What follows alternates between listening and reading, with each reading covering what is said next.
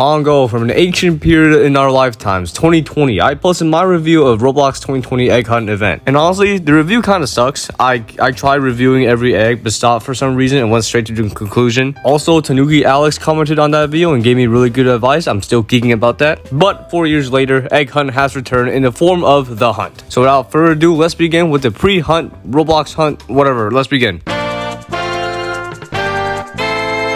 So a couple weeks back, we got a teaser and a release date for the hunt. Roblox trying to get us excited in early spring, I see. Also during this time, we got an influx of placeholder badges in various games, confirming that this will be a dev hunt, which isn't bad per se, and to be honest, I'll take anything. We also got this mysterious game that we were able to play, and once we joined in, there was a countdown. But once the countdown ended, the hunt began. So let's move on to the hunt.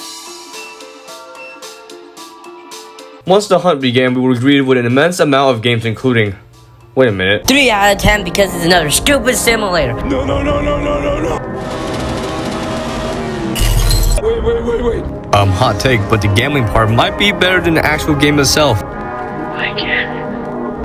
So essentially, you have to complete quests from various games which will progress a battle pass-like system to gain prizes. Just think of it like NBA 2K Mobile or Fortnite. There's also two sections, the free section and the gold section, which is essentially the premium version of it. But I'm free to play, so we ignore that. Oh yeah, you guys remember the mysterious game that I told you guys about, where when you join in, there's a countdown? Well, once the countdown ends, it turns into a hub with a circle of games around you where you can go in and it teleports you to that game. It also shows a check mark to the portal whenever you get the bags from the game, which is actually pretty nice. You can also check your progress when you click the Hunt First Edition button, and as you can see, there are 5 total items you can get, 10 if you include the gold items. So it takes 5 badges to get the first item, 20 for the second, 40 for the third, 60 for the fourth, and 95 for the last prize. And since we're on the topic of prizes, let's talk about it.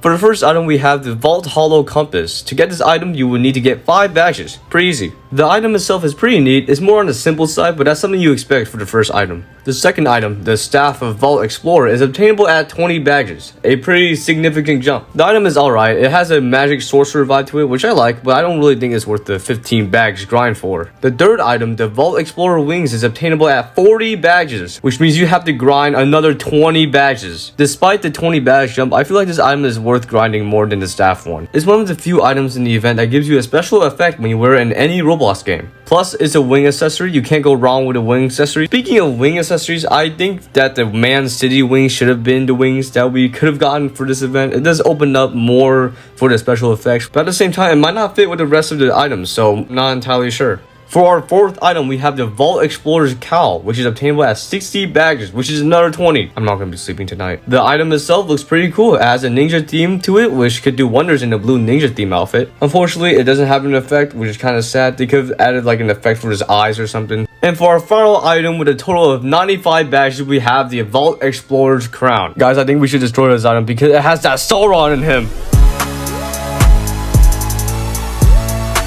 This item gives you horns in the game. This item is totally worth spending hours of my life and sacrificing sleep for. Once you get 95 badges, there will be a spaceship that lands in the lobby. Well, there was a live event for it, but I overslept it, so I missed it. But once you obtain 95 badges, you just interact with it to attain the infinite egg. See guys, egg hunt did return. Yeah, the egg looks pretty cool. It fits with the theme of this event and is essentially the Fabergé of this event. Also guys, the egg is literally called the infinite egg. Like, you cannot beat that.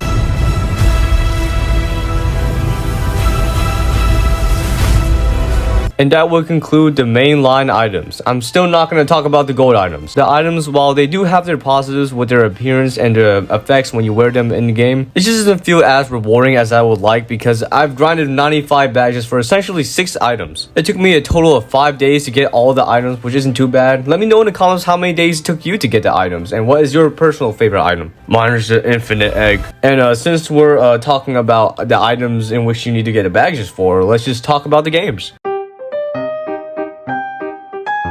So there are a total of 100 games in the event, and you need to play 95 of them in order to complete the entire event. And my goodness, what a selection. SpongeBob Simulator, Toilet, Tower Defense, Flippin' Fruit Battleground. I just made a video of bashing them, but now they're in the official Roblox event. They picked Fruit Battlegrounds over a Universal Time. I can't believe it. But despite those standouts, I love the fact that Doors made his first ever event appearance. I've beaten the back doors, now I gotta beat the first floor. Also, shoutouts to The Mimic, Arsenal, RB Battles, and Restaurant Tycoon 2. That's my comfort game, by the way. Speaking speaking of restaurants, my restaurant is also in this event. Like, what are the odds? The objectives from each game can vary from very easy to a 3-hour plus Counter 3D split screen task. I won't dwell too much into it.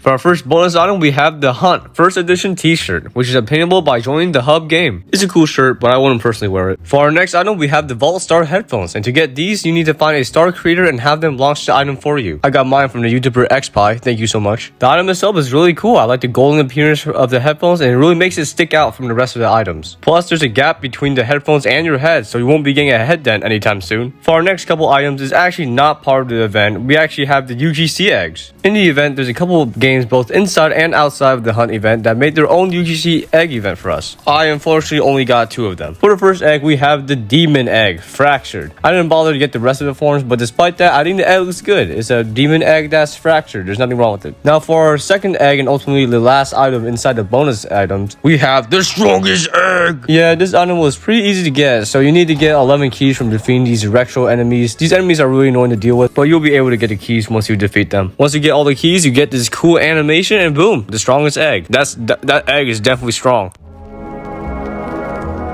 In conclusion, this event came out of nowhere and was honestly a nice change of pace. But even with that in mind and a 4-year hiatus, I'm still going to review this event without the hype hindering it. I managed to finish the event in 5 days, and honestly, it felt like a lot like a chore to complete each game and get the badges. Don't get me wrong, most of the games had enjoyable badges such as Doors, Arsenal, Piggy, the Mimic, etc. But some of the other games had badges that are either tedious or really frustrated to get. Steep Steps, SpongeBob Similar, and Fruit Battlegrounds being one of the offenders. Gosh, I hate that game. Another complaint I have, which isn't really a complaint for me yet, is how short the duration of the event is. So I posted a short about how the event is going to end in 5 days, and a lot of people commented on the video about how the duration of the event isn't enough for the sheer amount of badges you have to obtain. And this kind of opened my mind a bit, because when the event initially came out, it was probably mid-spring break, which is a pretty good time. Kids are out of school and all that, but not everyone's going to start grinding event badges for 8 hours a day like me. When you look back at Egg Hunt 2020, the event started on April 7th and ended on the 28th, which is practically 3 weeks, which is 1 week more than the Hunt event. I think Roblox should stick to the 3-week time span, because what if there's an event the size of the Hunt released in, let's say, February? For me, there's no holidays or breaks in that month, so I really have to rely on the weekends to grind the event. This could really affect the enjoyment of the game and the rating for the event. My final complaint is really how they handled the Dev Hunt. Honestly, don't mind doing a Dev Hunt. I did it 3 times, so I'm pretty used to it by now. But I felt really demotivated at times when I grind for the badges, because it's just that, badges. You're just grinding for badges to progress in the past to get 5 items. For the Egg Hunt, you at least get an egg item that you can wear for each game, and for the Metaverse event, is for the competition to see which championship wins. But for the Hunt, it's just for the pass. That's it. So